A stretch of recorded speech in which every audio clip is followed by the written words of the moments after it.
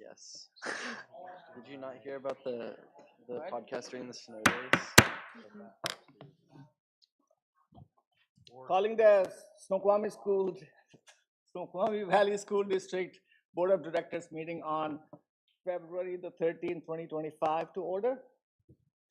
Would you join me in the Pledge of Allegiance? I pledge allegiance to the flag of the United States of America and to the republic for which it stands, one nation, under God, indivisible, with liberty and justice for all. Thank you. All right. Moving on to item number 1.02, approval of the agenda. Before that, I would like to say that we have 3 of the board members present in person, and Director Fancer and Director Johnson are online. All right. Okay. Is there a motion to approve the agenda? So moved. Second. All right. All in favor? Aye. Any opposed? Okay. Motion passes unanimously. Item number 1.03, approval of the minutes of January 23rd, 2025 regular board meeting. Is there a motion? So moved. Oh, I think Renee said so moved. Oh, second. Have I done this before? Any discussion? No. Nope. Okay. All in favor? Aye. Any opposed? None. Okay. Motion passes. Item number 1.04, communication and recognition. Yes, I'd like to invite Dr. Porter up, and she's going to help us recognize some fantastic teachers this evening. Good evening. I want to tell you a little bit about the National Board Certification Program. It was established in 1987 by the National Board for Professional Standards, and it was created to develop rigorous voluntary certification process to recognize accomplished teaching and to also set high standards across the country. And the first group of teachers earned their national board in 1995. So for us, and currently, candidates have to have 3 years of teaching experience before they can earn their national boards. And in the district, we support that program by having 2 of our instructional coaches run a cohort and mentor these folks through. Currently, that's Melanie Session and Anthony Johnson, who did a great job of that. And in the certification process, there's 4 categories. They either have to take assessments or provide a portfolio in. There's a content knowledge assessment, which is exactly that assessment. Then they put together portfolios demonstrating differentiation of instruction, teaching practice and learning environment, and effective and reflective practitioners. So that's what they do to earn their national board. And then once somebody earns it, they do what's called a maintenance of certificate. And so every 5 years, that is the renewal rate, they document their ongoing professional growth in those areas for the certificate. So really pleased that we get to talk about 2 teachers who earned their national boards this school year. They found out professor and 1 who renewed. So I'm going to say who they are, and we'll invite them up. Sierra Segamenu is equal to Fall City. It's the 7th year in the district. She just earned it. Amy Johnston's unable to be here tonight to Mount Sinai. She's been with us for 10 years. And then renewing her certificate this year is Holly Beckman. She's one of our instructional coaches. She's been with us for 12 years. So Sarah and Holly, come on down.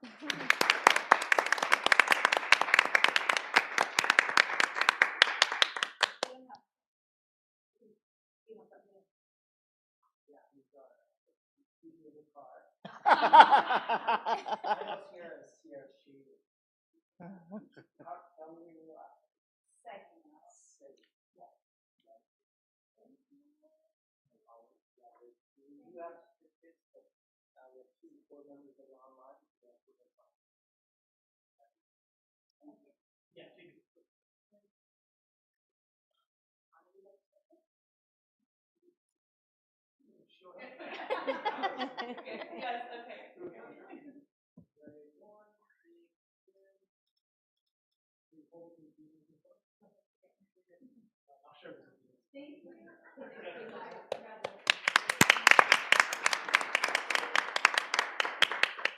So Connor, I would like your suggestion. Should we get a photo booth background so that when you take these photos, they look professional? Okay. Oh, boy. All right, just cap it up all the time. All right. Ryan's gonna We have a approve it. few other things to recognize this evening. February, of course, is Black History Month, and we want to recognize the contributions of our African-American population, not only to the Snoqualmie Valley, but the United States. It is also Career and Technical Education Month. February 3rd through February 7th is National School Counseling Week, and very important the work that they do. You've probably seen a few of them being recognized on our Facebook sites. And the 15th is School Resource Officer Day. So, and the 15th is School Resource Officer Day. So, appreciate it. So, and that's it. And that too. So, appreciate it. So, and that's it.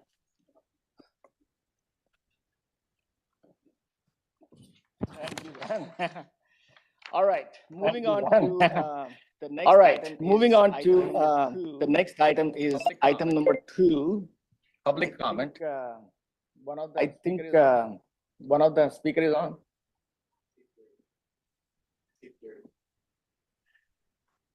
Gary's muted. Gary's muted.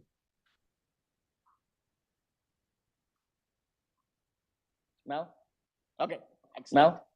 Okay, excellent. Not yet. Not yet. Yours is not muted in my list. No, it is. Maybe that will help. No, no speak. No, there is no speak. No.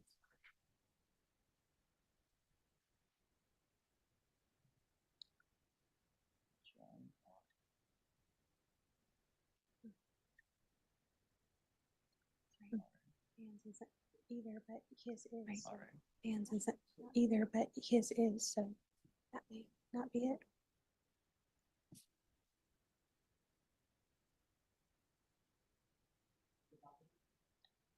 All right, testing. All right, testing.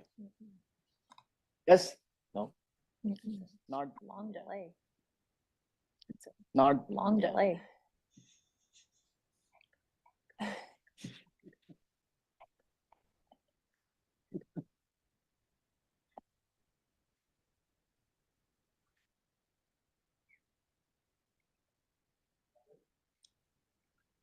Testing? Testing?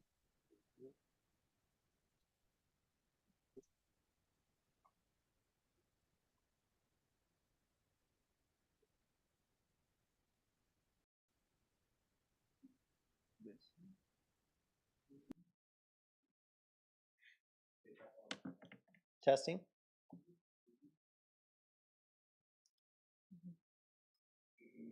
looks like it's working. Okay. All right, item number 2.01 is public comment. We have not received any signups for in-person public comment or any documentation. All right, moving on to approval of the consent agenda. As a custom, we read out all the gifts to the district, and we have 6 gifts to announce. The first one is to Cascade View Elementary, a donation of $2,100 for Camp Waskowitz, provided by Cascade View Elementary PTSA. The second one is to Cascade View Elementary, a donation of $2,000 for Camp Seymour, again by Cascade View Elementary PTSA. The third one is to North Bend Elementary, a donation of $5,000 for Principal Discretionary Fund, provided by North Bend Elementary PTA. The next one is to Snoqualmie Elementary, a donation of $5,500 for grade level experiences, provided by Snoqualmie Elementary PTSA. The next one is to Twin Falls Middle School, a donation of $3,126.70 for Spokane Hotel for Advanced Band. provided by Twin Falls Middle School Boosters. And the last one is Fall City Elementary, a donation of $1,145 for Camp Waskowitz field trip provided by Fall City Elementary PDSA. These are very generous donations, and we really appreciate these donations. All right, moving on to, is there a motion to approve consent agenda? So moved. Second. Any discussion? All in favor? Aye. Any opposed? All right, motion passes. All right, moving on to item number 4.01. We have folks from EMC Research, and Ryan is going to make the introduction about capital facilities. Thanks for your patience as we work on some tech stuff here. Thanks, Tyler, for helping us out. Of course. What would we do without Tyler? Well placed.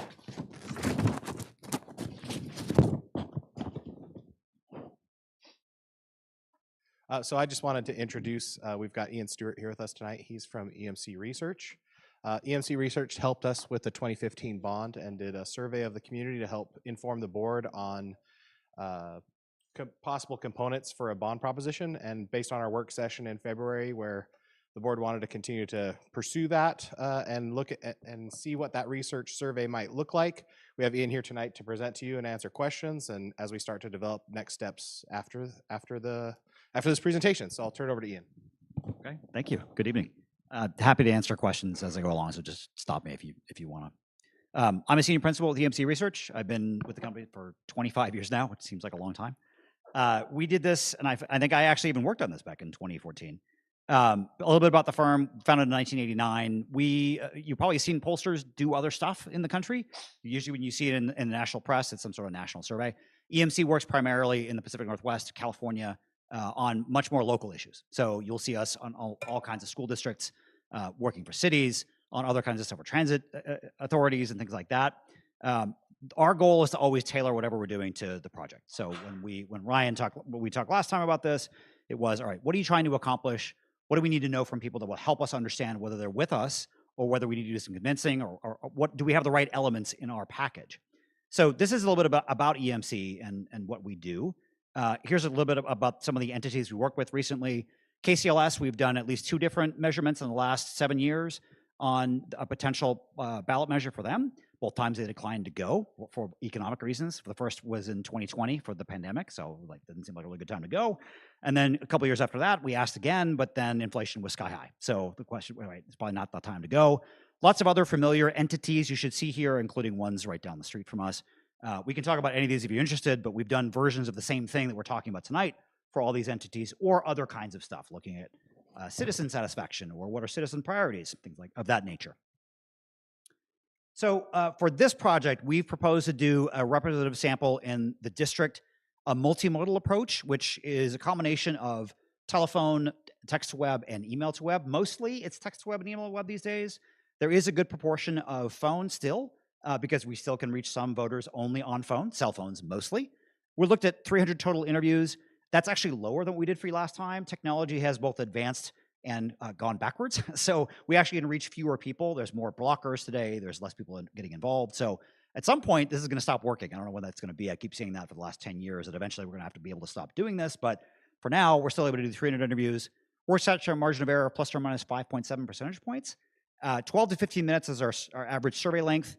I'm going to pre-answer a question. So how is it that polling still works? Well, we have electoral measurements all the time. We go to the ballot box on the questions that we ask.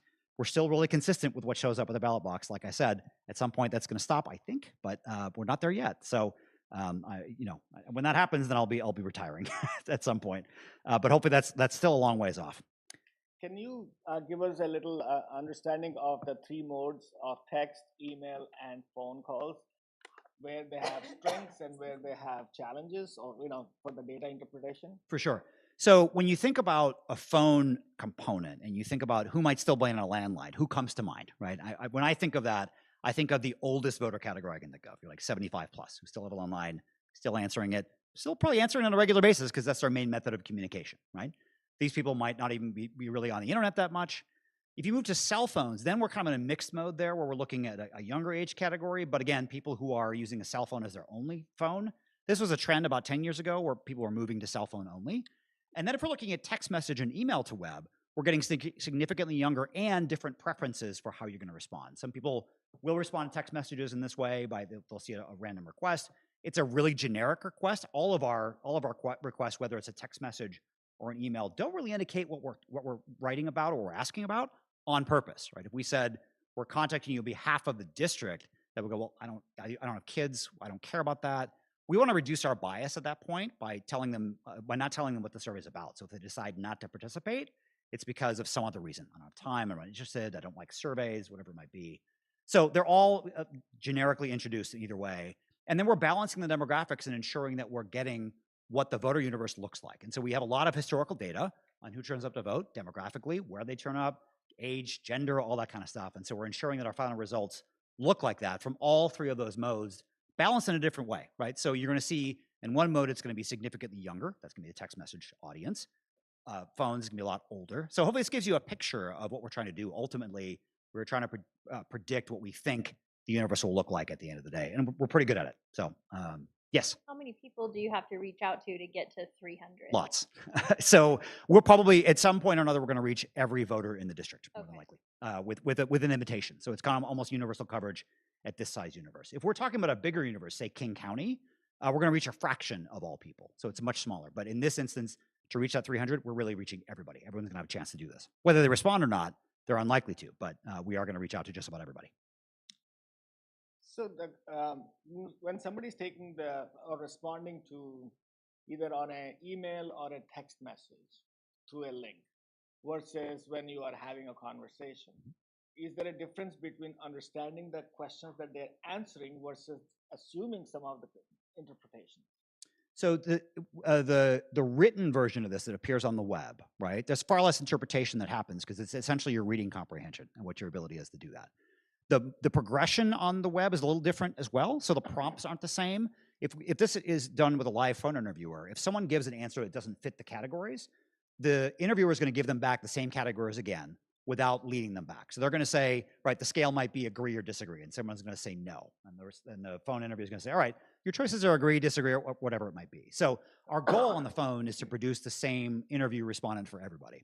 There's other tools that we have. So when you think about a battery of questions, they're going to be randomized, so no one appears in any particular order. The same thing happens on the web, but of course, on the web, you can see more at once if we do it that way.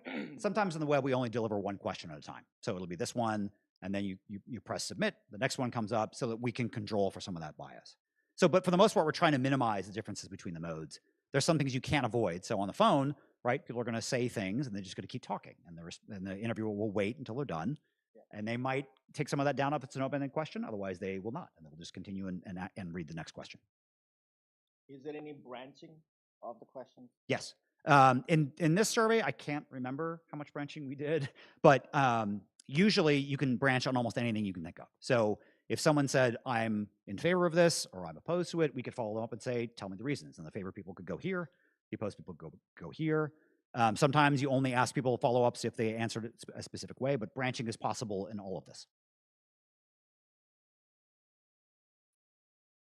In the structure of the of the survey, how often do you get actual participation from beginning to end? Like how many of the people that you contact opt out before you have the full? You know, I don't know the break-off rate. What I can tell you is that the 300 interviews we're promising will be completely done. So they'll make it all the way to the end. They might refuse to answer some of the demographic questions, but we won't stop until we get 300 completed interviews. Thank you. Okay. So Ryan asked me to do a brief review of the 2015 survey. It looks a little different. Our ability to make things look pretty has improved, but let's recap this briefly for you. I think it'll give you a sense of the kinds of things we're going for. A lot of the same elements will be happening in this round that we proposed. So in 2014, you were evaluating a bond measure for a February 2015 election. We conducted a survey in May of 2014. We tested a $225 million bond package, which you ultimately placed on the ballot and was successful in that February measure. So this is from the 2014 report. And this is what people like to look at first. This is kind of the key question that we always ask in every survey. If you look in the lower left-hand corner, you see the actual question text that was offered for the initial and then the one after cost. So the initial, what we're trying to do is come as close as we can to what we think the ballot measure will actually look like, so that people, when they get their ballots, right, you actually get the form that you're filling out the bubble. We're trying to make that the same for everybody that answers the response question. Yes, you might have other inputs. You're going to have the voter guide. You might have other materials in front of you, but we want to make sure that everyone's having the same shared item when they go to tell us whether they support or oppose it. And then, as you can see here, the initial support and oppose was 67% support, 30-ish% oppose. Pretty good place to start. But you can also see the breakdown between the somewhat and the strongly, which tells us how many people are committed and how many people are like, that sounds like a good idea, but I'm not completely convinced. The second one, we give them the cost. We usually do that as a cost per year, because if you think about the ballot title, which you've probably seen before, it's done as a cents per thousand of assessed value, right? And not everyone is quick at math to be able to say, what does that mean for me? So what we usually do is we go and then say, all right, here's the average home value in the district. So that means that person, that household is going to pay X per year. And then that allows that person to index higher or lower, depending on their home value, to then react after cost. The reason we do this is because, again, people don't do the math maybe quickly, especially when they're taking a survey. It's a lot to ask someone to process both what you just asked and also, what does that mean for me? There's a lot of math going on at the same time while they're also trying to pay attention. So what we're looking for is what we saw here, which is after we tell you what's that going to cost you per year, you see a significant drop in support and a significant increase in opposition. We are trying to figure out, as people have this conversation, what's going to happen, right? We are simulating this entire discussion with them. And in fact, we're probably simulating it to perfect information. They're not going to go to actually vote on perfect information. They're going to go on partial. So we want to do both things to say, all right, at the initial, what's people's general sentiment? And then when you actually hear the cost, how do you react? We're hoping that at minimum, right, for your benefit, that these are stable. That when we tell people this is what it's going to be and this is how much it's going to cost you, you're hoping those stay stable, because that shows you people feel like they're getting value for what they're voting for, right? If you see this, you're saying, oh, wait a minute. Now people are reacting to that and saying, what I initially heard doesn't match with what I thought it was going to cost, and this is a lot more, and now I'm not necessarily on board anymore. And in fact, the place you can see that most notably from this bond support, look at the strongly support going from 12, the strongly opposed going from 12 to 25. It doubled, right? So the people who are intensely opposed to this were doubled at that point. And now we're still in an okay position, right? But if you think about a bond, we want 60%. So now we're like, wait a minute. We went from a comfortable support level to now we're just below what we need. It's kind of, what do we do with that information? So what we do with that information is to say, what does it mean for various subgroups inside of this universe? And you can see here, we have a variety of subgroups that were at the overall question, and then after cost, what happened to each of those subgroups? And in fact, almost every instance you can see the subgroup support is declining, right? That's showing us that this reaction to the overall cost is happening everywhere, right? It's not just one particular group that we're worried about. So this might say to you, well, maybe we need to pick a different election, right? Maybe we need to go on a higher turnout election as opposed to a minimum turnout. And there's all sorts of theories here about February specials. We can motivate our universe, but at the same time, there are plenty of people who don't have kids in the district, don't have kids that are going to school, who are going to vote on this, right? And they actually make up a majority of who's going to cast their ballot and decide the fate of the district, right? Even in a low turnout election, you may be able to influence turnout 1 or 2%, the outside groups who might, parent group, booster groups, whatever it might be. But ultimately, a lot of this depends on people who don't have kids in the district deciding to say yes to this. So we want to make sure that we understand that. And you can see some of these subgroups will help us do some of that. The next thing we do is we talk to people. And again, these are randomized. They don't appear in any particular order. We're trying to get a sense of, what do you think are the priorities for the district? What should we, and sometimes it's, what should we be including? We don't quite know what to include. We want you to tell us what you think the priorities are. In some instances, we already know what the priorities are. We already know what's included. We're just going to say, are these items ones that we should be talking about? Are these the ones you're interested in? You can see there's a wide range in terms of the components here from the top to the bottom of differences in what people think are worth doing. So this might lead you to say, well, in this bond, we're going to do X and not X because clearly people are wanting us to do these things and not those things, right? So that's how we use this to tell us what to do with that information. Then just to show you here, during our survey, we started at 67. We had a 57% support that I showed you a few minutes ago. You actually ended up at 62.5%. So this tells me two things. It tells me that most people that heard the initial, that whatever happened outside of your walls, right, the campaigns, booster groups, anybody who was reviewing this, eventually said enough of those people who had left at that cost said, no, it's worth it. for these reasons. I'm not sure what happened in between there, right? How much this discussion happened in public, how much the civic conversation happened, but clearly it was enough to get the bond just over the line. But again, 2.5% margin, just barely, right? So we're dealing with a pretty tight number here if we're trying to get to 60. That's a brief overview of what we did for you last time. I don't know that we need to do this, but we can. We did some work for the Los Gatos Unified School District. This was one that we feel is a pretty good parallel. But when I stop here and see there's other questions that I've covered in there about what we might do for you, things are going to look pretty similar to what we did last time. This time with some different topics, obviously, because you're considering different things. The only question that I will have is in the last 10 years, a lot of things have changed. We have gone through a pandemic, and there is a lot of other factors that have come to play as to how residents or community thinks about, bond funds. And also, we have seen the trends of the bonds and levy, passing and failures and things like that. So, in your opinion, what is the best way to think about or comprehend these changes? I don't exactly know how to answer that question. Yeah, just to give me, insights, yeah. the answer is for our work, it's always some version of this, right? We can all sort of guesstimate, put our fingers in the wind to people we talk to, the people who come to these meetings and tell you what you think. And the reality is that there's plenty of people who never show up, never voice their opinion, don't talk about it with other people. That's what this is designed to do, is to measure that universe. You can gain some insights into other things that have been on the ballot or passed in the district, but there's nothing like schools, right? There's EMS levies. We could look at that and say, all right, that's a public service and it's sort of critical. Maybe that's a good measure.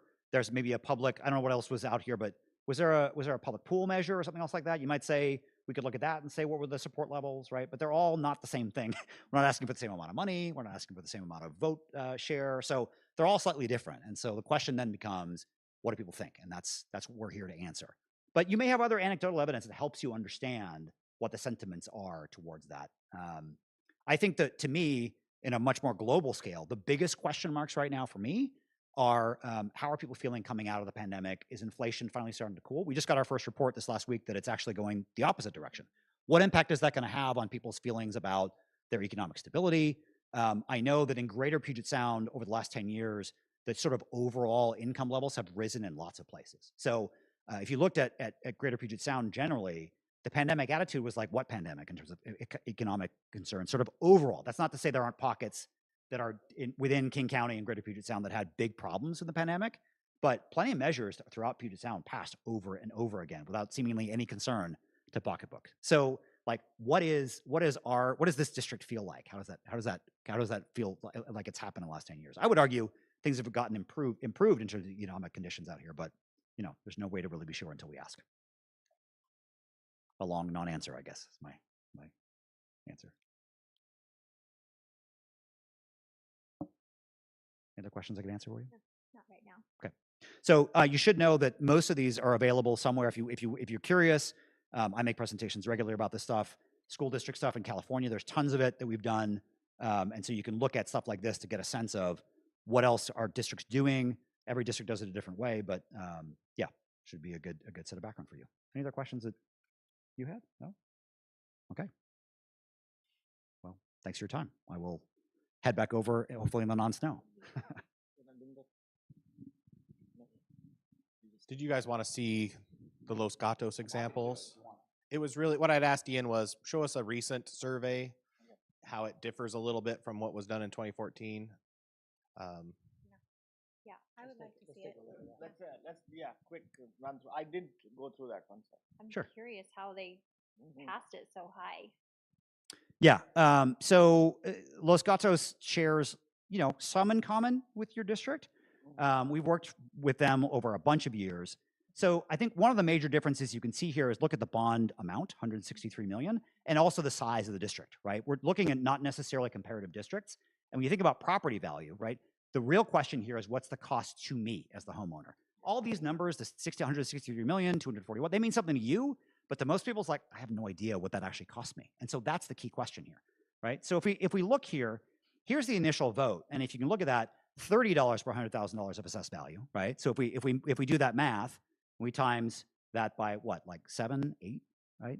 Where are we getting in terms of cost, right? I can't do the math that quickly.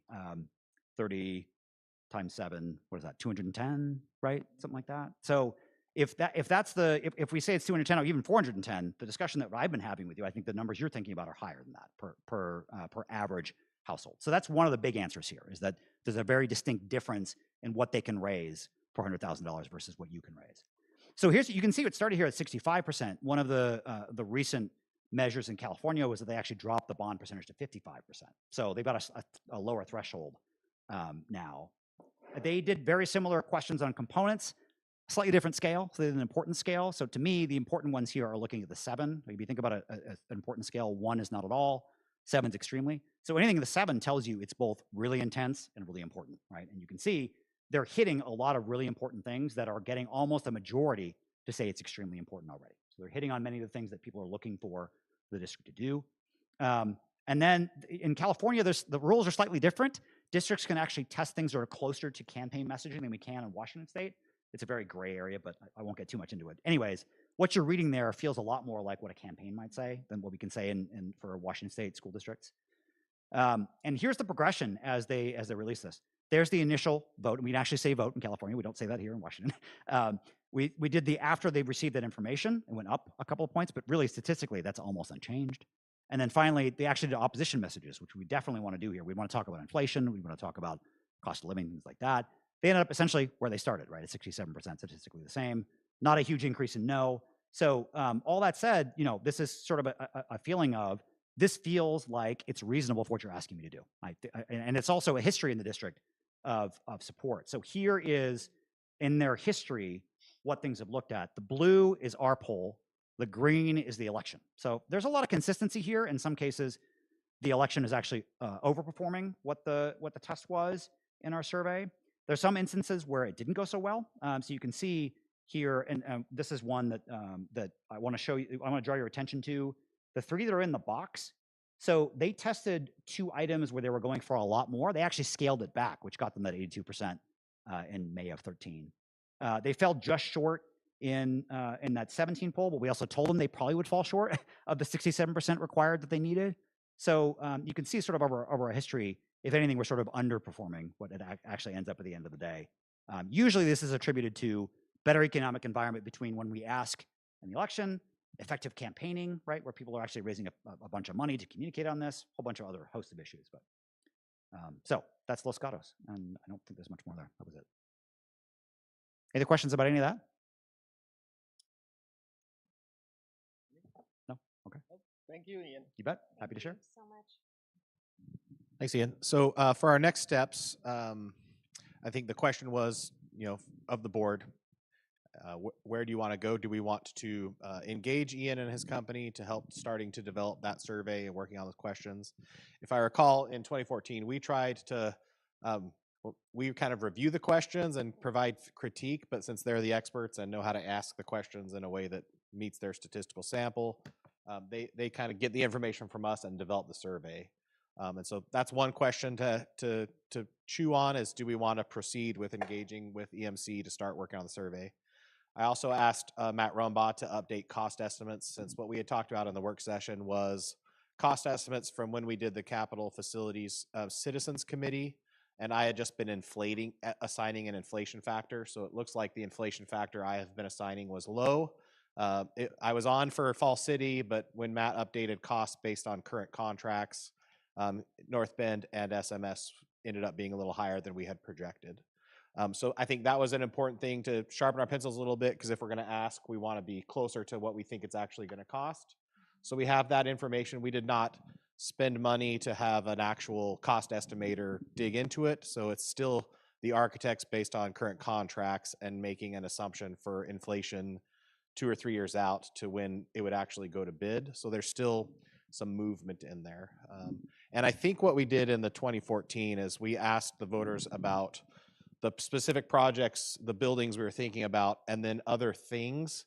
But the kind of other projects that were in the bond, we hadn't totally finalized what that would look like. And we actually used the survey data to say, oh, safety and security is testing very well. So let's make sure we have some good safety and security measures in this package. So it probably, I would assume that we would want to do something similar to that, because what we really want to know is testing those 3 projects and getting a sense for citizen sentiment around those. And the reasons why I think is interesting. As we've talked about, this is portable density something that resonates with people? If 50% of our students are in portables, is that worth us doing something about? If the building has all exterior access and we're concerned about student safety, does that resonate with our voters, or no, it's not worth the price? And so I think that's it. I think that would be helpful information for EMC to pull out. So So with one of the projects that we're discussing, there will be a building and a space standing there. And can we ask, is it worthwhile in the survey to say, what would you like us to do with that? And in some fashion. So it's if we're rebuilding a middle school at another location, and then we have an empty building that we would repurpose for other district needs. Is it? Or even community needs. What would you want us to do with that building? Is the question. Yeah, and some version of. A worthwhile question to ask in this. My experience so far is that there are a lot of people, at least people who are very involved in community development, who have some very specific ideas about their dream for the building, which is, interesting in its own right, considering it's a district property and we haven't decided to do anything. But one of the things we talked about from the beginning is, how can we know how the public feels about those different options? Yeah, the way I'd answer this is you have some difficult things to balance, because when we think about the time that we have in a survey like this, we have between, depending on what we choose, 12 and 15 minutes. Right. And there's also the progression that we're going to ask this in. So if you think about it, to us, is the most important question how much people will be willing to do in the package we envision that we think we're all in agreement on at this stage, right? Like I'm making things up here, but let's say we have 3 big pieces that we're thinking about, 3 buildings that we're thinking about. We kind of know what they're going to cost in the ballpark range. Is it most critical for us to know that first? Okay, great. Then that's going to make sure that gets addressed in this survey. And anything after that is a nice to have. Right. So that's one of the things that we might ask later. I don't know how it impacts the overall budget. Right. And so the question that now you got to think about is, all right, I already asked people this question. How do I get them to take that out of that and say it's going to cost us less, more, or otherwise? You can see how the 2 of those fight with each other. I definitely, right? Yeah. And so often when districts or when anybody comes to us, we usually say you want to be at the point where you either are doing 2 things. Often districts will do 2 surveys, right? They'll do one at the beginning. We don't know what we're going to do. We're going to ask a bunch of stuff and figure out what should be in here. Okay. And then we're going to use that as a board, come together a package. We're going to go ask at the end, did we hit the right thing for the people that weren't in the room working on that? Not every district has the luxury of doing 2 polls, though, Yeah. right? So if we have to choose, then the question I would put back to you is to say, how much of that work can you realistically, if you really look each other in the eyes and the people who are trying to work with you, you're going to say, is this a realistic thing for us to do? Often districts will say, someone wants to partner with us and do a pool. And you're like, can we really afford to do that, right? Or is that something we got to kick down the road? I can't answer that question, but you talking with other electeds, other entities involved can really vet this and say, is this a realistic thing?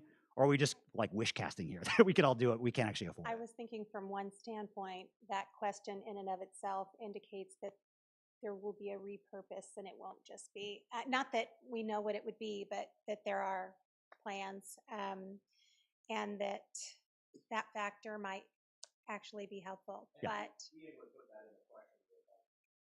We're proposing a rebuild of SMS at a different location. The current building would be repurposed for other districts. yeah, So we would So be just communicating that in the footnoting it without committing, yeah. We would still be using this for something. And you can imagine, and I realize this is probably getting too complex for everybody to try to keep in their heads, but if you can imagine, we want to make sure we're asking the question of the big number first. Yeah. And the rest of this is secondary. How much is that influenced by what was asked before, right? And so, but these are all priorities, and we will try to do our best to balance whatever you're trying to learn. I appreciate that feedback. Thank you. And give you information that if the 3 together is too much, do we have enough information out of that to know whether or not Right. they're in a priority order of those things? I know the board struggled with how do we pick between those 3? They're all valid more expensive, and all those things kind of go out the window. So I think focusing on having Ian and his group help give you information to make an informed decision on the three components is our primary. That's sure what it feels like, but And, you know, and in 12 minutes, right? Yeah. That's hard to. but this is another way of me saying, like, if you're going to get one shot, you want to make sure that you're asking the key components. And it might be you say to us, we can't decide between these. We need to get input to know what to do, and then we can design a survey that does that. It just sacrifices some other component in some way, right? That's good framework. Thank you. So, Ian, what's the timeline? How long does this take to create the survey and then for you guys to do your piece? So the actual survey, if we think about, let's imagine that we get information, we're spending a couple weeks on the questionnaire. That's a rough timeline. Usually it's about 2.5 weeks before we feel like we've got something we're happy with.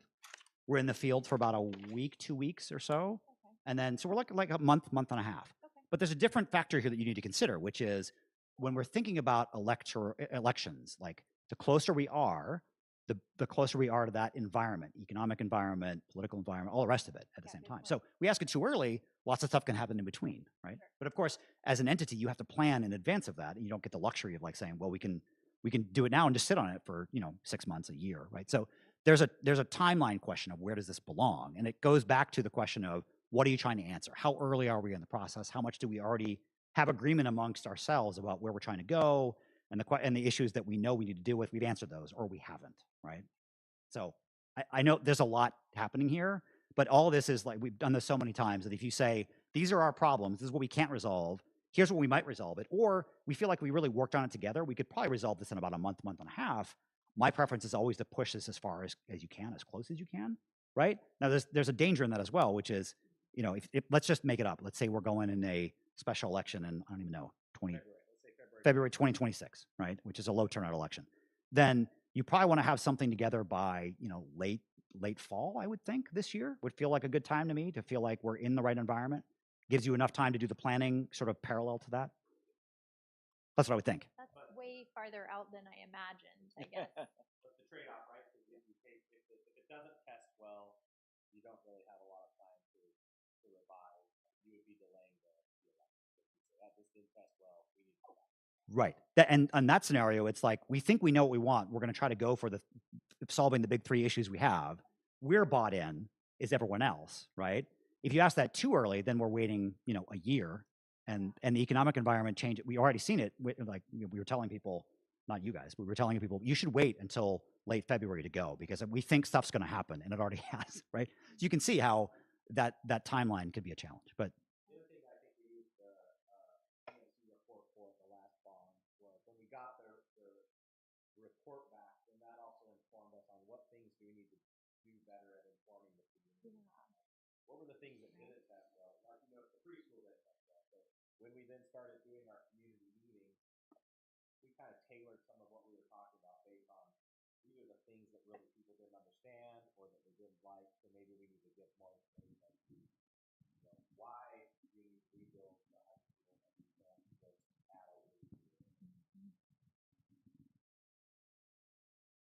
I mean, since you have worked with many entities in in our region, like Ryan asked, we have almost 50% of our elementary population in portables or safety or access. These things are becoming more and more important subjects to talk about.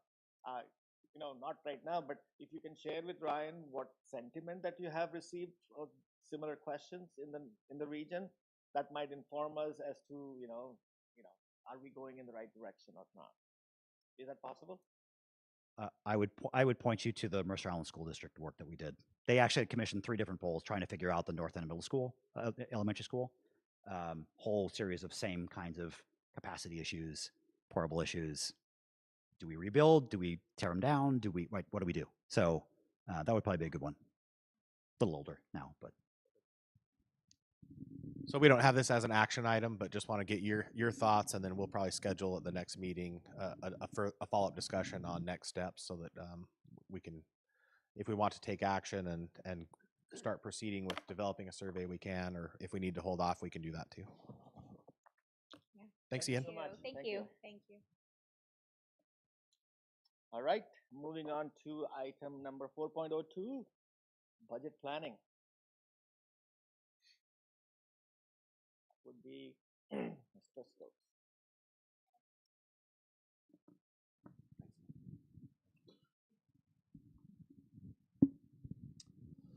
Okay, it's we're halfway through the year and we get to start thinking about next year. And so this will be the start of some periodic budget updates as we work to develop that. So I want to just give you some where we're at so far. When did Flow present? December? January? I can't remember. So Flow Analytics, our demographer, presented to the board, and that was our first step as far as doing enrollment projections. I wanted to just kind of, again, summarize what we heard from them to refresh your memory. This is our historical grade, historical enrollment by grade. The orange is the highest of that grade level, and the blue is the lowest of that grade level. And so you see the diagonal down through the right. We have a large enrollment population that came through the system, mainly because of the Ridge build out, and that is working its way through secondary. It's being backfilled by lower kindergarten enrollment since COVID. And so our elementary grade levels are much smaller than they used to be. So we're seeing this smaller elementary population coming through, which will then go through middle and high school as well. So Flow's projections are a head count. We do our staffing and things based off, and funding is based on full-time equivalent students. So I convert Flow's head count into FTE based on our trends, but you can see kind of what the projection is. I just presented to AP Environmental Science class this week, and we talked about the demographer, and it was interesting, right? If you look at K-5 going from 3,100 to almost 3,500 in 10 years, but the high school going from 22 down to 19 or 2,000, a drop of 200, and that's really showing that small bubble working through the system. So the demographer is looking, as you can see at the kindergarten at the top, they are looking, we're currently at 450 of kindergarten, and they are projecting some rebound to back to typical levels of kindergarten as we progress through the next 10 years. However, until that works through the system, we have this small bubble coming through. And so when you look at it graphically, the green line is elementary.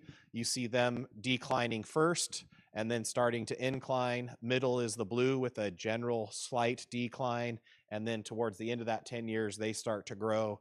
And then the high school has a general slight decline because they will start growing after the elementary or after the middle starts growing. So nothing new, but just wanted to kind of highlight where you're at. So I take the Flow Analytics when we do our projections for next year's enrollment. I also look at our own 3-year trends and have some calculations that I do and compare that to Flow's. And then also just look at our current January enrollment. Are there any grade levels or buildings where we're seeing a lot of growth or seeing a lot of move outs since October? And with that projections, I do my own, and these are the projections that I have currently. Again, we always monitor the elementary because kindergarten enrollment is the one factor that is really hard to predict. But you'll notice that I'm projecting a drop in elementary overall, a slight increase in middle. So there's a large 5th grade cohort right now in elementary going into 6th grade. So that's the reason for the increase at middle, and a pretty static high school. So pretty similar to what we've seen the last few years, kind of a static overall enrollment. Dan and I have been presenting to the staff, and Dan's been presenting this to PTSAs. We wanted to get information out to our staff, answer some questions, help give them a high-level view of finance and what we've been doing the last few years, talking about kind of, I think, good news as well, because we know some of our neighbors are making reductions, and so we wanted to make sure our staff knew that we weren't coming through with massive reductions, and then be able to explain some of the heavy lifting we've been doing the last few years. And really the crux of what we were showing is what you all know. Coming out of COVID, we had a slightly higher fund balance or reserves, and we've been drawing on that fund balance. In 2022, we got below our target of 10% fund balance. Actually, we prefer 12% fund balance. So we cut $2.7 million out of our expenditures, and that got where we wanted to be. We were able to build the fund balance. It was built with some one-time funds, and so we made some additional reductions for this budget of $1 million. And I think that's kind of what we wanted to show. We wanted to also educate our staff on the reasons why. So enrollment is down since COVID, but our staffing is up because student needs have changed. We are trying to address learning loss and all of the other things that we're seeing that need attention. Inflation is outpacing the state's funding, and so that's creating imbalances. Salaries are outpacing the state's funding, that's creating imbalances. And so those things have required those budget reductions. And we also wanted to maintain some of those additional staffing for mental health, social work, multi-language learners that were funded with the COVID money that is now not there, but we want to continue to try to have those services because the need is still there. We adopted for this year a slightly imbalanced budget. It was we were projecting about a $300,000 draw on fund balance. Based on the actual results of 23-24 being a little better than expected, I would say that I would assume and anticipate that we'll be at a balanced budget this year. So that's what we've been sharing with staff. We're at a balanced budget. We've done a lot of heavy lifting to get there. And now we have to kind of go forward with the idea that where we choose to invest future dollars, we have to reduce elsewhere. And that's where the challenge is, because the reductions are not fun. And the lifting that we all have done the last 2 years has already done some reductions. So the next level of reductions is more impactful and is going to be harder to do. So we just were trying to set the table on that.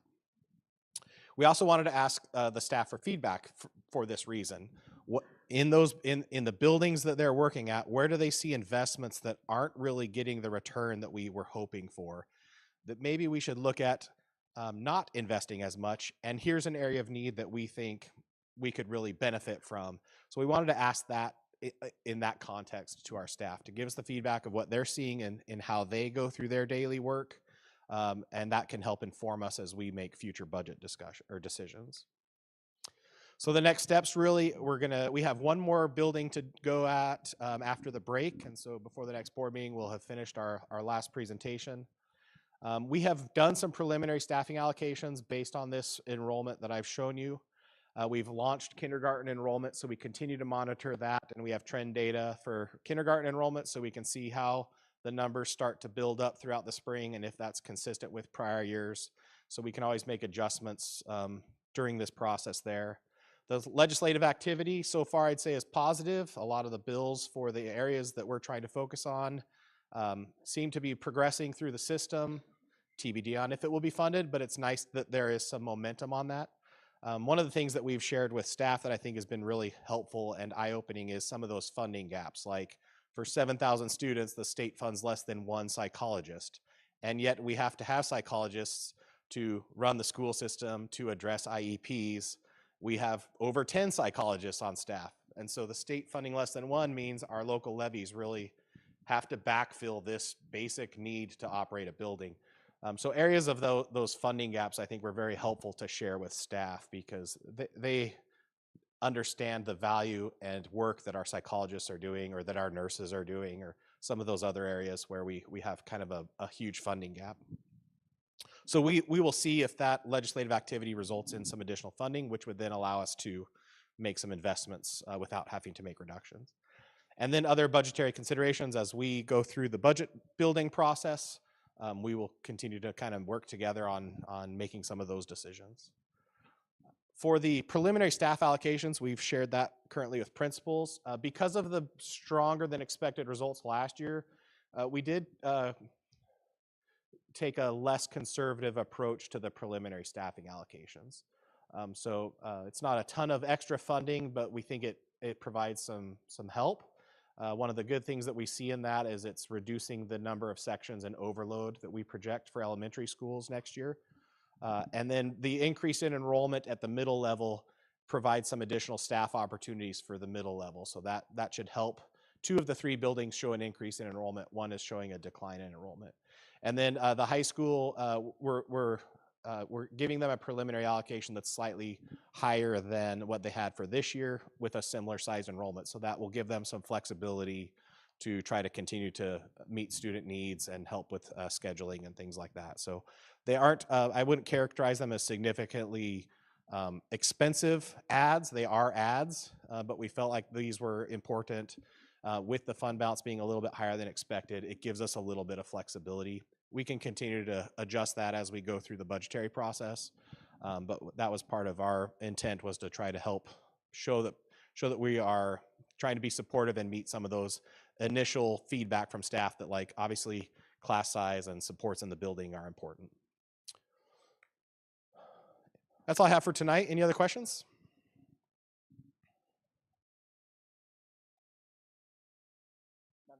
Thank you. Thanks. So next board meeting, we'll talk about a little bit more of the staffing allocations and show you what the class sizes project to be, so that you can kind of have some context in that. Also, after you present it to the last building, right, staff, you will have a summary of. Yes. We actually have 2 buildings and I think 2 more PTAs scheduled. And I think the last building is either the Wednesday or Thursday of the board meeting. So we'll probably do that on the next board meeting, give some time to. The nice thing is, as we've gone to the staff meetings, they don't have their phones out. So when we show them the QR code to do the survey, the principal will send this to you. And so it's nice that they can have some time to think about it. And it's not, here's 1 minute, fill out this survey. So we'll give it some time and kind of get the data to you and probably show that to you in March. We're collecting along the way as well, so it won't.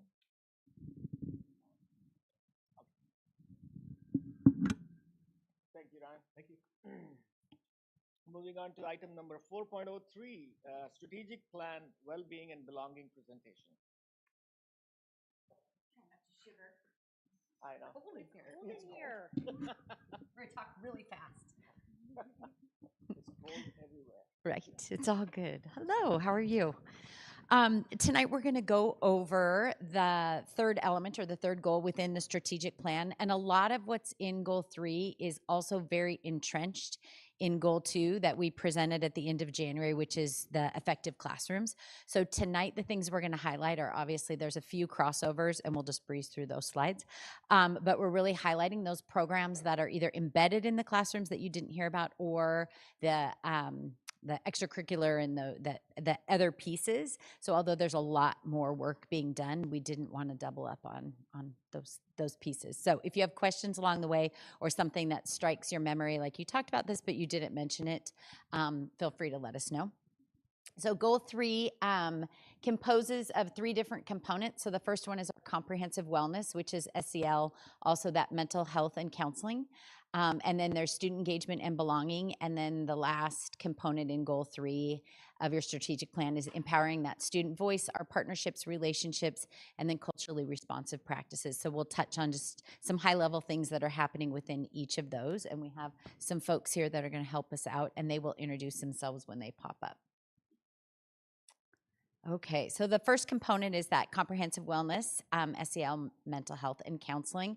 And just a reminder, those elements that you all had focused on within our definitions and how we view this is it's really holistic, right? That each of these work together, they're not separate components. So as we build our systems, you'll see things that intermix between teaching and learning and student services and all of those support areas. And the ultimate goal is to obviously work towards that whole child and foster mutual respect and just that genuine caring and feeling of belonging for our students, staff, and our families.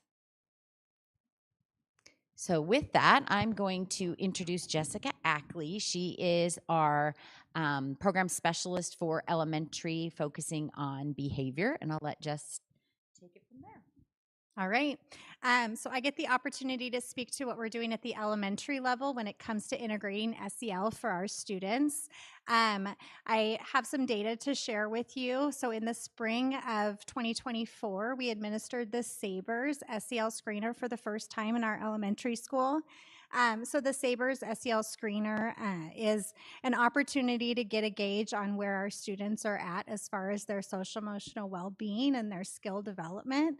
It aligns to the Washington State SEL standards, which are also the line items on our elementary report card. So we were able to get an idea of the skills that our students are showing us and then where our areas of need are. And so I've highlighted the areas that had the highest level of percentage of students who were not meeting benchmark in that area.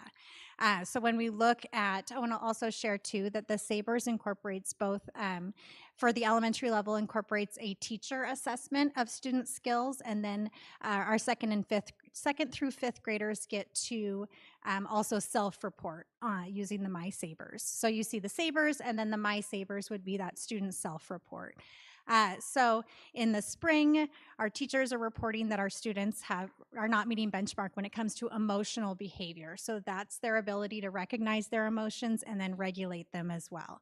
And we're seeing that in our classrooms, right? We're seeing an increase in behavior there. And then the students are reporting that academic behavior is the one that they're having, that they have some skill development in need, right? And I think about how we provide feedback to students a lot on their academic behavior, so that might be what contributes there. And then we're pretty even across the board in the spring of last year.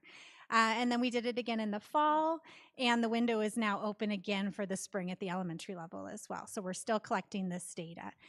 So we used this data to then identify what is the need. What do we need to do now to make sure our students are supported in this skill area? And we could kind of go a couple different ways, right? So we could look at how do we provide professional development for our teachers so that they feel like they are equipped to address these needs in the classroom. We could think about instructional materials that are needed in our classroom, or go and collect some more data.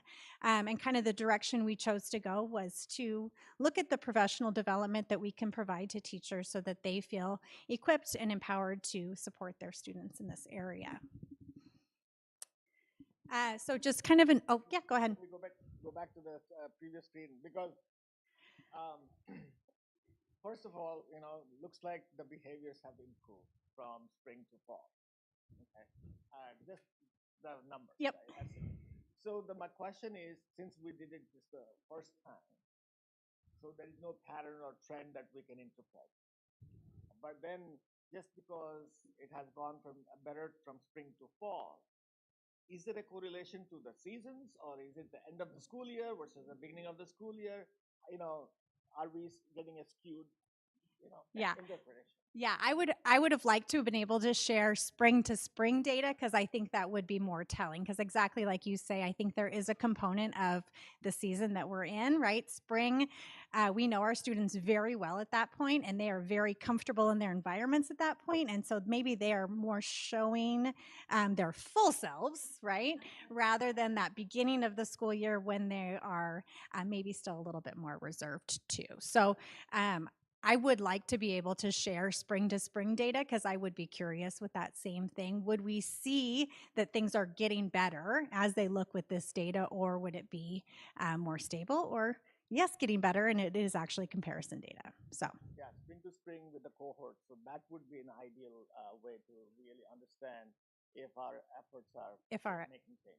Absolutely. Second question is, I see that when you do the K through 5, the numbers are higher versus 2 to 5. That means that kindergarten to first grade are, much higher numbers than the 2 to 5, right? So I'm just, thinking out loud here. So as they're going through the school system, they are getting more and more accustomed to, expectations and things like that.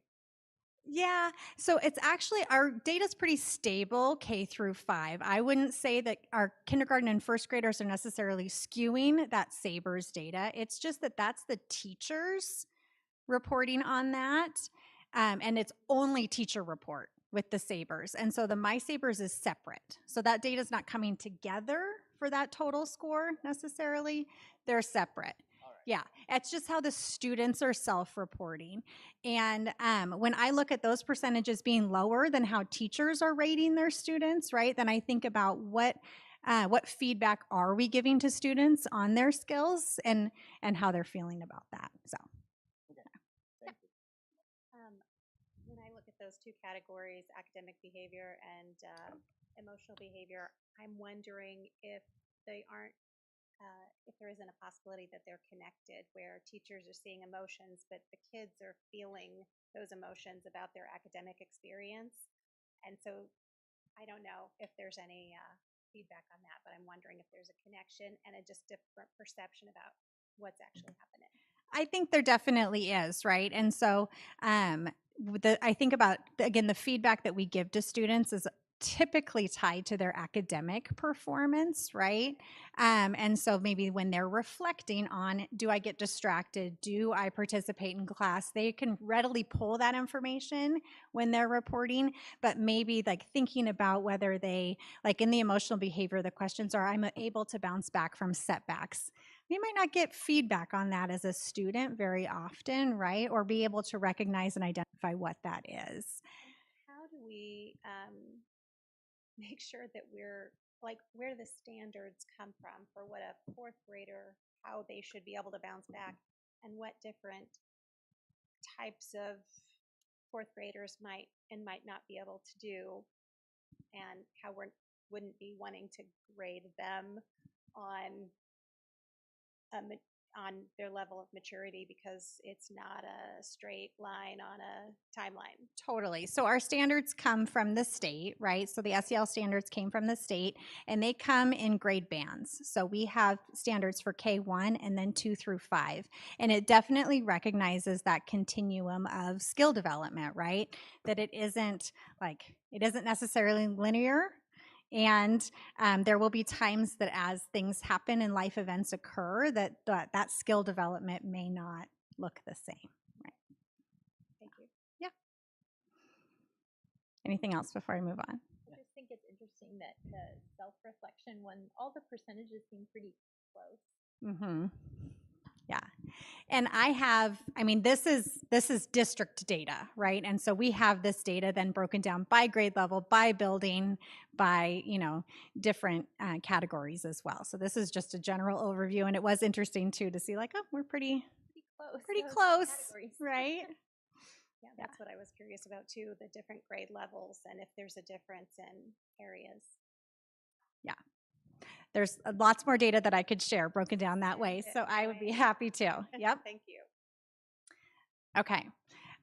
So this is an overview of the professional development that I've provided so far this year to our teachers and other staff.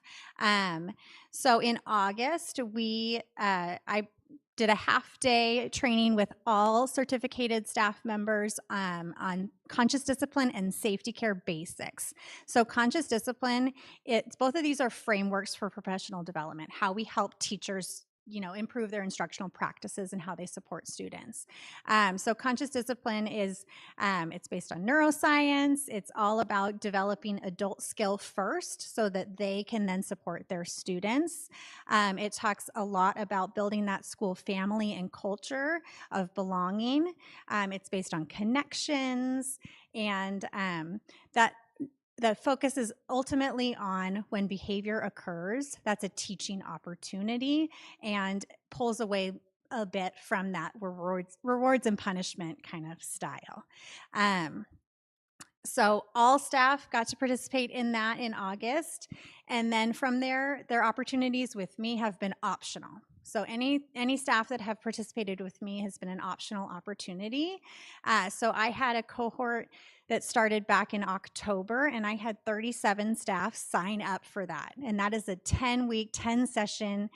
They earned 15 clock hours for doing that with me. Intense, a long amount of time. But they were really eager and ready to learn more based on what they had heard in August. And that was really exciting to see, right? That's teachers that are saying, I want to improve my practice to support my students, and what I'm hearing you say I want more of that. And I have another cohort that started here in the winter, and I did not get 37 more teachers ready to do that, but we see this time of year, we see kind of that dip in that eagerness, but I'm hopeful that we'll continue to get more. And the feedback from that first cohort is they still want more. That group of teachers, I had like 70% of those teachers said, I want the advanced version of this. I want more. I'm seeing the impact that it's having for my students. I also have some teacher testimonials that I have a few staff members recorded videos. I have a written one. And then I actually have an example of one of the routines from Conscious Discipline in a second grade classroom. And so we're actually going to send those to you tomorrow so that you can view them, just trying to keep this presentation as short as I could. So we can see that the impact is there. They're seeing that it's supporting themselves, and then they're able to better support their students. And then I've done some tailored to specific groups, not the whole content, but what is most meaningful for those staff, for all of our WIN teachers and paras, our school nurses, and our preschool teachers. So that was about 50 staff members that have engaged in the content with me in that abbreviated version. And then in January through May, I'm offering sessions on teacher-directed Fridays. So these are normally teacher-directed time, and they're choosing to spend with me to get more of this content. So I have about 20 staff that have signed up to do that with me. Yeah, any questions about those? No, but I love hearing that people are eager to develop those skills. Yes, yes, it's been really exciting to see. Yeah. For sure. And to have teachers say that they're seeing the benefits for their students too, right? And they're improving their practices and it's having an impact on their kids in a positive way. So I hope we'll have the data to show that as well, right? Yeah. Okay, and then, oh, nope, skip too far. I'm just going to share briefly that the buildings, all of our elementary school buildings have their SIP goals that have their goal around SEL. And so those building administrators and teams reviewed their SABRS data to establish what they were going to focus on. And they've identified their needs for professional development. There were 4 professional development days dedicated to SEL, one of which was to do the SABRS data collection and calibration back in the fall. And then all the buildings are incorporating some bit of conscious discipline and safety care in their PD as well. All right, unless there's any other questions, I'll pass the mic. All right. I'm going to chat a little bit about SEL at secondary, which is a little bit after I always like to joke about dipping my toe in the water of elementary last year, and then secondary. I'll tell you, that was one of the nice parts of being in elementary is SEL just feels easier because the kids are much more eager and they're willing to be able to talk about it themselves and their own emotions and feelings. And once you get to secondary, you need that like third point where it's not talking about themselves, but talking about maybe a character in a book or something like that, and but still talking about the same topic. So it gets a little trickier. But what I will say in our secondary schools is everyone is doing tier 1 lessons for SEL spread kind of throughout the year. They may look a little different where it's happening, whether it's advisory or enrichment or pushed into classrooms, like counselors pushing into classrooms and doing lessons, but they are happening. We too, last year elementary piloted the MySabers, and secondary is piloting the MySabers this year. And so we don't have our data yet because it's still just starting to happen in our secondary schools, and middle schools won't be till later, but we're looking at it similarly from a tier 1 perspective. Once we get the data, we'll be able to look at sort of those categories and where we're at, and have graphs very similar to what was just shared with elementary. Also at our secondary, we have tier 2 small groups happening for tier 2 intervention for students. And so whether that's social, again, they're all happening at all of our schools. It might look a little different about who's running those. So sometimes it's a social worker, sometimes it's our school counselors, sometimes it's our success coordinators. It might be happening at lunch or during enrichment or advisory or, during classrooms and things like that. But they are happening at each of our secondary schools. Our middle schools this year took thematic approaches just because sometimes like if there's like a theme of the month that sometimes students buy a little more into that. That's kind of a more secondary vibe of like this week we're going to talk about, or this is kindness month, and then there's kind of woven into like a thematic thing with like ASB support. So they've been doing that this year. And then we have just, sometimes singular events that happen. I know you all heard positive feedback about the MLK Junior Assembly and the speaker here that had definitely social emotional connections, and that was powerful for our students. So those are the kinds of things that work really well in secondary. Just like Jessica shared, we had the Safety Care Basic PD that all teachers received that helps with some of those basic classroom skill building for the teacher, the adult element of what the adult is bringing to the table with behavior. So that occurred this year for all secondary teachers as well. Really what our biggest focus is going to be for secondary is, and I always talk about this, we need to hide SEL like vegetables and spaghetti sauce for secondary students. That's really the only way to make SEL happen. And as a former English language arts teacher, I will tell you, I taught SEL without knowing I was teaching SEL all the time when we read novels and talked about characters in books, and that gave us a third point. We were able to talk about, hey, look at this character in this book and what they're doing with their relationships with other people and why they're struggling with friendships or with this or with whatever. And then we were able to talk about it in a way that felt safe for students, but they were getting SEL. And so what we're starting to work on at secondary is identifying where that's already occurring all across our system and start to build towards filling in the gaps to make sure we cover all of those grade level CASEL standards, Washington State SEL standards that Jessica was mentioning, because canned lessons, as we know at secondary, just do not work. If you ever are in districts that have tried them and tried to do second steps or push and play videos, the students all say this isn't working. The staff says, I don't want to deliver this because it's not working and it's awkward. And so, but what we all do is we appreciate things like the MLK assembly, and we appreciate being able to weave it into the lessons that are naturally occurring in classrooms, and then that's how it's powerful. So we're going to be doing a lot of that work to develop that and just make sure we can get to all of the Tier 1 CASEL standards for all students across the board, and then see what our data says with MySabers for increasing our Tier 2 level supports. With that, I'm going to hand it over to Selena to talk about counseling and nurses. Hello. So when we think about the counselors and their integration within the wellness category or goal in our strategic plan, they live and breathe this particular area. And really what we have been focusing on has been more around the proceduralization pieces of what Jessica and Andrea were just talking about. So within our focus from the beginning of the school year until this point and moving on until the fall, we've really been working on refining our comprehensive school counseling plan, which is a mandate based off of Senate Bill 5030.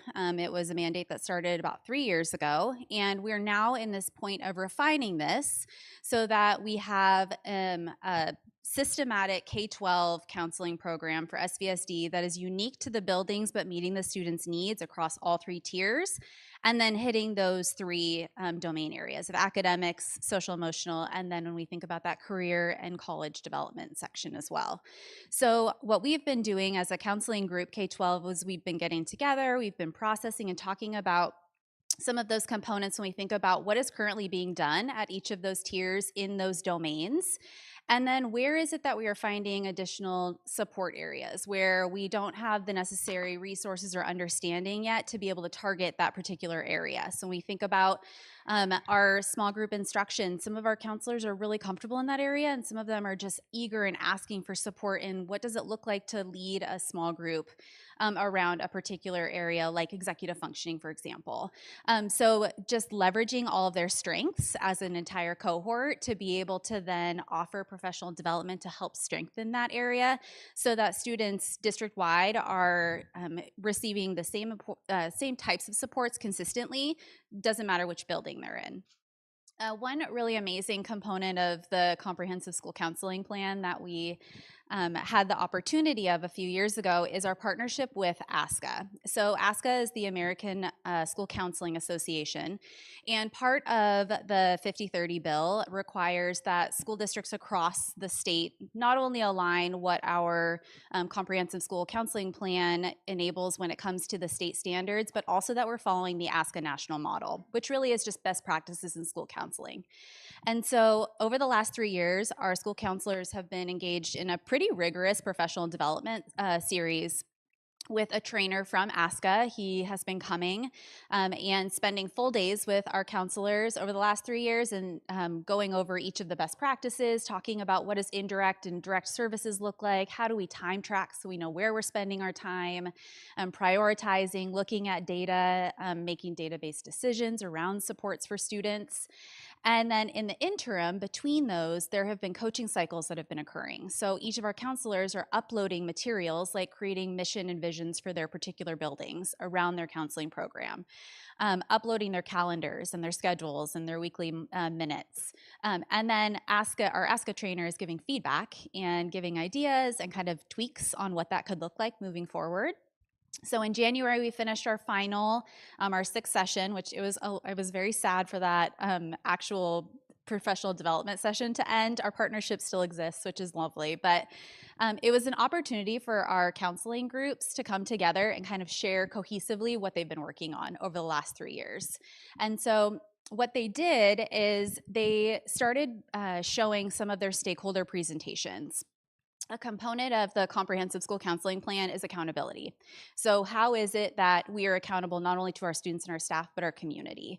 And part of that, and the way that we are going to be implementing that accountability piece in SVSD, will be through stakeholder presentations. So a couple of our buildings have started already doing mini versions of this within their buildings. Mount Si did one with their administrative team in the spring. And the components of this are really going to be around what are the goals of the building, sharing their outcomes and kind of how they spent their time, what their lessons looked like, the data that they've collected over the year, and then goals and kind of hopes and dreams for what they would hope their counseling program will look like in the following year based off of all of that information.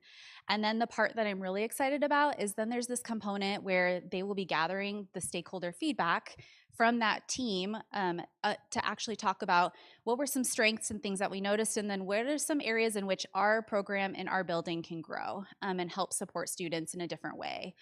So these are just a couple of slide examples from some of those buildings, but all of our counselors got to go up and stand up on that day and show an example of what that stakeholder presentation might look like. And it was just a great celebration for all of our counselors across the district. So it was a pretty cool opportunity for us. Yeah. So then when we think about the supports for wellness through the physical health lens, our nurses this year have really been focusing on that SEL component, have partnering, as Jessica had mentioned, with her through professional development. And really what this focus has been around resiliency. So over the last few years, our nurses have noticed that they've been seeing a frequent uptick in students who have been coming to the health room for minor things, asking for Band-Aids and ice packs and heat pads and those sorts of things. And so really what our focus this year has been on is how do we develop resiliency in students, self-manage, and then understand how we can match the response and what we're looking for to the actual physical ailment in which we are perceiving. And so the nurses have been going through professional development, processing with one another around how they handle certain situations and kind of creating that procedure and that process district-wide. So when a student comes in one building, they can expect the same type of response from the nurse in another building. And really, our goal in physical health is to make sure students have what they need physically so that they are in the classroom as much as possible. That's something that we talk about a lot in the physical health arena. And so our area has been in kind of beefing up that SEL component from the nurse's lens because they very much are a component when we think about that holistic child. So, yeah. Okay. I'm going to pass it off to Ryan. So before you go there. Oh, yeah. I was writing a bunch of things. I love here. it. I mean, this is probably one of the hardest, I know, because there is a lot of personal involvement as counselors, Yes. right? More one-on-one. And I would love our student reps to chime in also. Yeah. So what I was writing down is there a way to think about, you're getting the best practices from the, from the coach, and all those things are great. Is there another way of thinking about using, I'm a technologist, so I'm going to use that because most of the students have devices. They are in Student Square and all that stuff. Because, at the time of the need, when somebody is already going through a stress point, you can only support so much because they have to come out. Is there a way to think about the journey to get there, and where are the points of intervention that could minimize the impact, right? Yeah. So I always think about how do you, I keep saying innovate, automate, eliminate. These are the three things that I keep thinking about it. So think from a different perspective, bring, different thinking and see, can we do something different than what everybody's doing? Yeah, I think part of that, when we think about the comprehensive school counseling plan, I think a part of that is we're kind of turning on its head what we typically think about counseling, right? I think historically it's been thought of more as that one-on-one connection, that short-term counseling intervention, and then referrals to outside supports if that's necessary. And the CSCP, really what its goal is that we are maximizing that preventative piece, tier 1, so that there are less students who are needing those supports when we think about tier 2, tier 3. Now, of course, you're always going to have a need when it comes to something's going to pop up, and we have the availability to be flexible to support students when there are emergencies or there are family needs or whatever that happens to be. And so I think that a part of that is first the education in developing this K-12 model of making sure that students are consistently learning and practicing over time, but then also having something available to us when we think about in the moment when we don't have somebody available or we're not at school, what does that look like? And so Ryan's gonna actually talk about in just a second something that we're really excited about that's coming to SVSD that we hope will kind of help a little bit in that automation piece and that connection right when you need it. Yeah. Yep, and also you talked about the cohorts talking about the data and reviewing the data and all that stuff. Do you also involve the student body as part of that learning and understanding and developing? Yeah, so I think right now, really where we're focusing on is what types of data is going to help us support and figure out the needs when we're talking about tier 1 versus tier 2 versus tier 3. And I think identifying data when we think about SEL is kind of a tricky one. We have SABRES, we have some of these other components, self-perceived responses when counselors go in and do lessons around say it's an executive functioning task, and asking the students what they knew before versus after, those sorts of things. But when it comes to the student voice piece, that is something that we definitely have built into what we are attempting to do with our stakeholder presentations in the future. This first year, as we were processing, we're gonna start slow with our first initial stakeholder presentation and that vulnerability of sharing what we've done and asking for feedback. And so it will be the administrator, a teacher within the building, and then myself, and potentially a parent, if that's something that the counselors are comfortable with the goal of next year, they will have students and family members on their stakeholder advisory boards. So that will be coming, and I think it's something that's being built in. For feedback right now, it's more of those like one-on-one components, but definitely something that's on the radar because it's vitally important. Yeah. All right.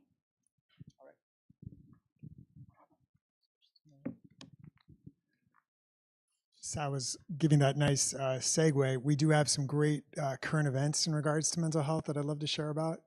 Our school social workers who support our students' emotional, academic, and social well-being by working directly with students and families to work on crisis prevention and planning, and then counseling and referring to outside resources.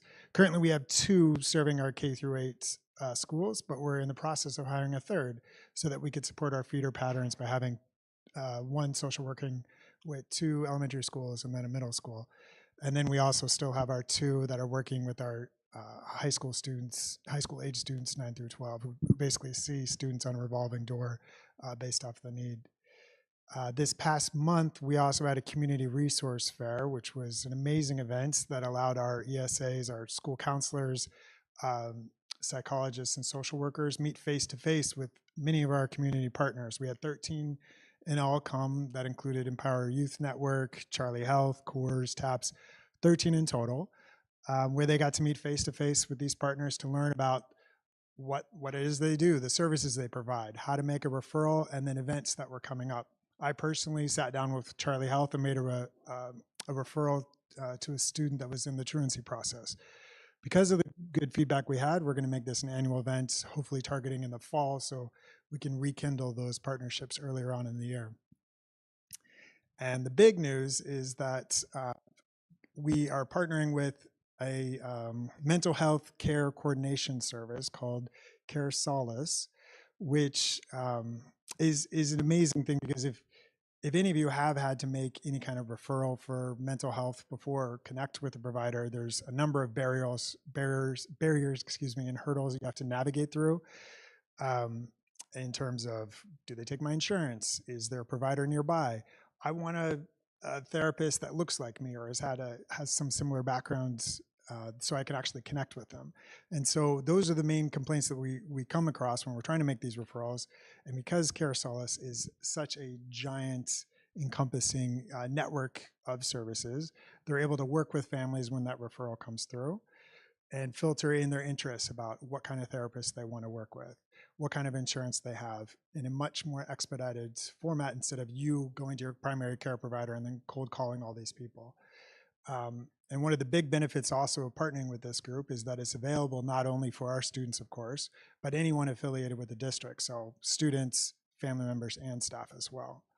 We're starting this partnership almost immediately. We have training starting with our ESAs right when break comes out, and then we're going to be pushing out literature and information to families so those referrals can start late February, early March as well. What does that model look like? You, an SDSC counselor or social worker might help the family connect to Care Solace, and then what would then the employee's role be after that? No role, or just curious what it looks like? Just referrals. Just referrals at this point. I mean, they would be able to track to see what kind of referrals are made, so then we can see trends, and that would then, drive other initiatives that we might have. But in terms of just that referral, it would expedite the process, and that's all that the staff member would be doing. Thank you. So is Care Solace just a new entity in the area, or they have been there before, and that kind of? It's an entity that partners with other local districts. We have a lot of, with recent events, a lot of need for more support. That's a common thread that we've seen in our data, is that, and our social workers have reported as well, that it's difficult to make connections in this area because there are limited care providers, and Care Solace is hopefully a bridge that will make that easier for families. Some of the feedback we've had too from counselors and whatnot. We had one mental health counselor, and the capacity of one person to meet the needs of a district was limited. So this service allows them to connect to folks that they can have that service available more readily than having the one counselor in the district. And something that happens as well with our social workers and counselors is they'll spend a lot of time making those referrals or trying to find that connection, figuring out the insurance that happens. And by doing this, it'll take a lot off their plate, so then they can do more direct services to students as well. So if if a counselor decides that a student needs this access to this, what happens? Basically, what Care Solace is it's a vendor that specializes specifically in connecting students and staff families to 24 hours a day, 7 days a week, 365 days a year. We outsource basically the ability to connect someone who's in need of mental health services to a provider that is covered by their insurance and meets their unique needs, or is covered by Medicaid for those who are uninsured. So basically make sure that they have fully covered access to care. We're outsourcing that because it does take hours, as he mentioned, for our social workers to do that. And what happens is basically we just connect them to the ability to access Care Solace. A student can also we'll have a web presence, and there'll be QR codes that are posters that Connor's going to help us with connecting. They don't necessarily need our school psych, our counselor, our social worker to be able to do it. They'll also be able to just self-connect themselves by being a student in our district or a staff in our district to it. We just will utilize our ESA staff to be able to make those connections if they say, hey, are you interested in this? If it's coming up in conversation naturally, because they're often the front line of those folks who do that. But we'll also advertise it as people who don't necessarily want to go to their school counselor to ask for that connection, and they'll be able to connect themselves. So if I'm a 6th grade student and my counselor wants to connect me with services, do they sit there while I call someone? Is there a form online? Is there We are getting trained next week on exactly what that looks like for So Okay. you're asking great questions that we're waiting. The training happens next week with our ESAs and our school admin and things like that, and even for us. And so we're finding out. But what I will say is we've learned about this through our local districts. So they're a company that provides this service to Issaquah, Bellevue, Lake Washington, Renton. So it's a fairly new service that's partnering with school districts for this. So we're learning from our neighbors as well as getting trained right after break. So I find it interesting. It's a great employee benefit that a lot of companies have been providing, and somebody decided to do it for schools. Okay. Yep. I love that. You got it. You got it. And so it's kids, staff and staff families, but not kid families, staff families. Okay, thank you.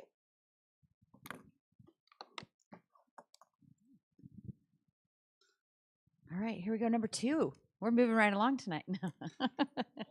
These next few will go pretty quick because they're things, like I said, we've already talked about. And really, this one is focusing on those extracurricular activities for students. So things that are outside of the classroom, outside of the school days, and ways to build connections through diverse opportunities, right? Some kids like sports, some kids like music, some kids like their clubs. And so it's making sure that we're offering well-rounded things so that all kids have at least one place to find a connection.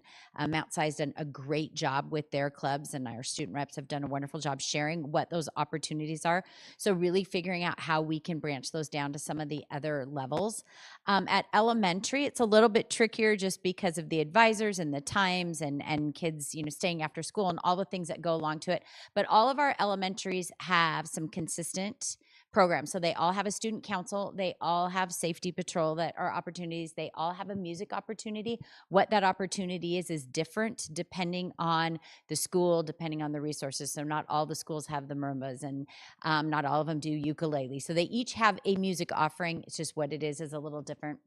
Also, those lunch recess opportunities, they each offer different things happening during lunch recess. It just depends on which specialists are open during that time and what they can offer. But those are things that are open to all kids at all skills. And it's our schools, and it's also very student dependent within the culture of the school. So they'll say, we really want to do a reading club. And so they'll get the librarian to do something at lunch recess, or we want a dance club.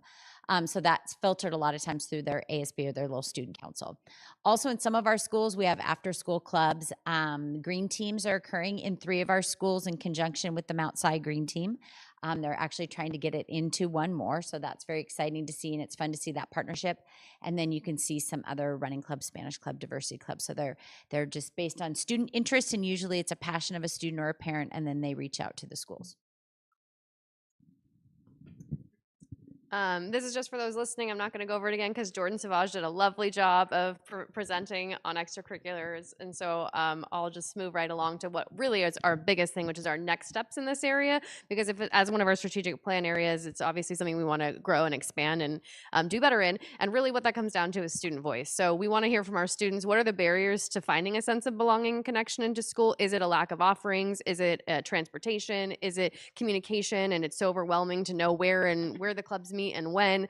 So how can we make both our offerings better, our opportunities, and reduce barriers to be able to access those? So that's really the work that we have to do within our strategic plan. And then what comes along with having so many great programs is how do we authentically recognize them all in an equitable way to make sure they all feel seen and heard. And so that's also our work, is kind of auditing, like, how are we doing recognition? Do students also, again, voice feel like it's valuable how we recognize them, and making sure we're not missing anyone or disproportionately recognizing certain programs. So that is kind of the work of the next 5 years within this area at all across K-12. With that, I'm going to go back to Monica. We're going to go back. It's going back and forth.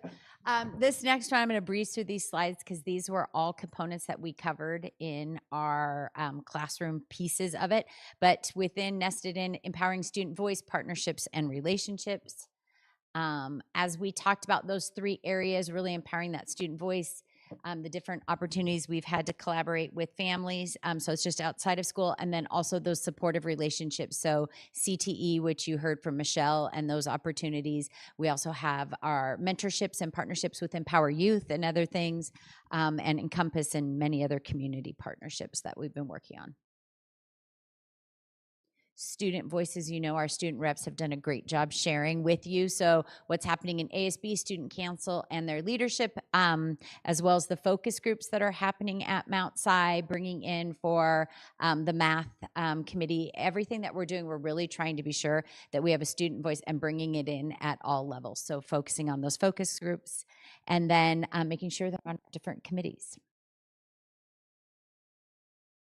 And then some of the things that we've talked about, our special education has had their connection events. They've done 3 of those so far. or 2 of them so far. And then our parent university, which we're excited to get off and running. We have our new podcast that Dan's been doing with the Voices in the Valley, and just ways to get word out in different ways to our parents that they're listening, right? They're listening, whether it's through the podcast or it's something in those short videos. And then, as we've talked about, is part in the strategic plan is a survey. And we know that sometimes, we kind of over survey people. So really focusing on sending out the one to all stakeholders, but having the questions be unique. So we're sending out a student survey, but has elements of tech and engagement and curriculum and all the things. So they're not getting 5 different surveys, it's one. But each of those departments are tailored depending on the questions and things. So the student questions will be unique to them, parents and families to them, and then staff and community to them. Is that survey going to be like the fancy one where you have to star things and it's so complicated? Okay, thank you. don't have that Just to show my cards. I cannot stand that one. How do you really feel about that? Yeah, let me tell you what I really think. Okay. So I'm going to wrap us up just by talking about the last component of this area of the strategic plan, which is the culturally responsive practices. Here you have just what the language of our strategic plan. So this talks about honoring our students' diverse backgrounds and multiple perspectives through a variety of ways, as well as providing professional development for our staff to know how to do all of those things. So really, again, what I love to share is what is the research say, what are the evidence-based practices around these areas. And so what we know that it makes for best practices is acknowledging and embracing students' diversity, having high expectations for all, so not lowering the bar for students based on a variety of reasons, providing that student voice and family engagement throughout the system and for all areas, academic, social, emotional, sense of belonging, all of that. Having culturally relevant curriculum, and then providing that professional development, which is written directly into our strategic plan. So what's happening right now? Oh, yeah. Just a comment on, I think there is a lot of emphasis on student voice because we see that all throughout. How about family engagement? What are the trends and what we're doing, because that's also a big part of overall connection. Yeah, I think kind of like what Monica just shared is trying to get parents involved in the ways that they want to be involved. Like having parents at our Math Summit was, I think, huge. Like having the students on, those kinds of conversations is great, because doing just a survey work or one-way communication is hard. So it's really focusing on that two-way communication and authentically in things that are already happening that are meaningful. We're like having a seat at the table where we're talking about things where decisions are made. So just making sure that everybody understands that that's a value, because there's sometimes people who are planning a highly capable advisory committee, making sure they're having a robust parent presence because somebody else is leading it. So making sure that all of our district leadership is involving parent voice at each stage along the way, as well as hearing from our parents, just like student voice, how do we meaningfully connect with you as a parent, is kind of that work. So elementary is much easier because Yes. parents are a lot more Yes. involved. Well- and then it starts to drop. Well, and I'm the worst parent. Like I'm involved and I like never read my parents' square and stuff the minute my kids hit secondary. And so then I'm sitting here being like thinking of my own self, like what would actually make me meaningfully engaged, because they're old enough to start to take care of it themselves and tell me when it matters to them, sign my field trip paperwork. So I have my own perspective coming to the table of like, oh, I'm a terrible engaged parent. But some of the other things that are happening in our schools are just some ways that we're recognizing diversity within our schools. Different schools have different events happening, clubs, part of our clubs touch in this area. I also think our strategic plan nicely already addresses the important evidence-based practices throughout the rest of the strategic plan. So under academics and social emotional learning and stuff, it's not necessarily need to be called out separately because it's woven in, those best practices are woven into the things we're already saying we want to do. And then our PD plans align with those things that are evidence-based practices like UDL and conscious discipline. Those are elements of culturally responsive best practices. And so we're already focused on those in the other areas of our plan. So that's just nice, really nice alignment. Honestly, what our next steps are is making sure that our curriculum adoption work covers and really addresses this. So like when we look at curriculum, are we looking to make sure that students can see themselves in that curriculum and it's accessible to them regardless of background? So that's just a part of it. Continuing our work with UDL, because that culture responsive and UDL practices are just, they overlay with why they're good for all kids. having those best practices embedded into our work. So it's already embedded into PBIS and what we're going to be doing for tier 2. And then just making sure that we have an inclusive recognition calendar so that regardless of what school a student attends or what grade they're in, is that we're making sure we acknowledge that our students celebrate all kinds of different things throughout the year, and that regardless of where they attend school in the SVSD, they'll feel like that's celebrated and that they have the ability to authentically celebrate that within our schools. And with that, we're done unless you have any last final questions. I just want to say that I appreciate the work that you guys are doing to make school a place where kids feel safe and that they belong and that they are seen. It wasn't that long ago that, and in some places and with some people it still happens, but where it was seen as much more authoritarian, and the damage that can do, I think a lot of us have experienced. So I love the work that you were doing and how thoughtful and integrated it is throughout each element of what is happening at schools. So thank you. Yeah, to add to that comment, I think the strategic plan and how it is getting implemented within, understood, and systems are being designed and developed so that we are accomplishing our strategic plan goals. They are all coming together, and it's a lot of work. I definitely recognize that, and I appreciate that.